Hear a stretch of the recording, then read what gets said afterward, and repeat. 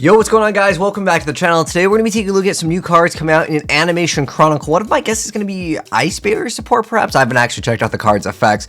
But on top of that, we have more information on new prize pools for remote duels. Let's see if they're any different than what they normally are. But anyways, kicking it off with the Ice Knight. So this is, I guess it says for the fans of water decks and new support monsters. So anyways, Ice Knight is a level 4 water aqua effect monster with 1300 attack and 1200 defense points. And its first part of the effect, it gains 400 attack for each aqua monster you control. The second part is once per turn you can activate this effect. During your main phase this turn, you get to normal summon one water monster in addition to your normal summon or set.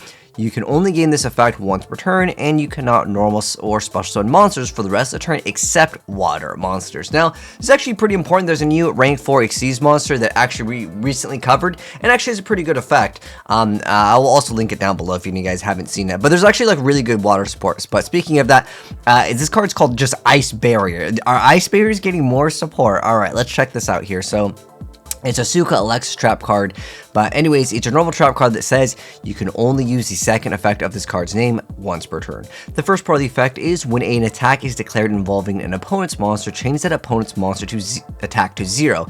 Its battle position cannot be changed. Also, its effects are negated. The second part is you get to banish this card from your graveyard, and then you cannot special summon monsters until the end of your next turn except water monsters. Also send one level 5 or higher water monster from your deck to the graveyard. Then you can add one water monster from your graveyard to hand. That's actually a really good effect. This part of the effect is surprisingly like super strong.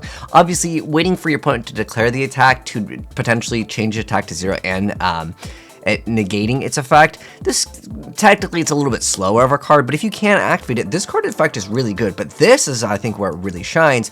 And in fact, I think it's like so good that I would try to use this in a combination with some cards if you like are milling or anything that's able to like discard one card to get this effect, that you're able to just spam and just get this instantly into the graveyard and then be able to send one and then just add one.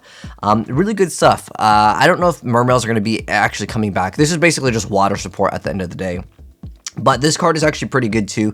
Being able to go for one extra card for like a link summon, or even just to start setting up for combos later down the line. And you can even like Aqua Spirit. Wish this card was like a tuner too. This would have actually been like more icing on the cake. This other effect is like almost useless, I would say, for most archetypes. But there is some other rank 4 water monsters that recently got announced. That's pretty cool. All right, next up onto the Remote Duel June prizes. All right, so registration for this. Okay, so they've been open for a week. A rubber mat and 100 pack of holographic sleeves featuring YuGiOh. So I guess this is the Remote Duel mat. I'll zoom up on it. It's pretty cool. You know what would be really cool is if we can get some of all like the YuGiOh Magician Girls. I think that would have been a pretty spicy mat for a lot of people, and that would have a lot more value. But I mean, at the end of the day, for remote duels, I mean, this looks like it's kind of the same thing as YuGiOh has been for a while. Just like, well, normally if you go to like events, you used to get those binders back when they were like, what, SJCs?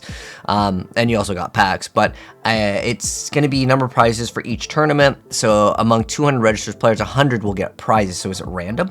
Worth noting that prizes will be distributed again for the future, so they're not unique to this tournament season. Oh, so they're just going to like use them again after, you know, maybe they have extras. But let me know, guys. I'm curious to know what you think about these prizes for the mats. Obviously, it's OCG, and I'm pretty sure if it's remote duels, I don't know why anyone couldn't just participate unless there's certain, like, you got a VPN over there. But anyways, that's going to go ahead and wrap up the video. You guys can let me know your thoughts on the new cards coming out in Animation Chronicle down below in the comment section below. But thanks for tuning in. And if you guys enjoyed the video, drop a like on it. If you're new here and don't want to be up to date on the newest YuGiOh cards, hit subscribe, turn that bell, and you'll definitely be notified. And I'll catch you guys in the next one. Peace.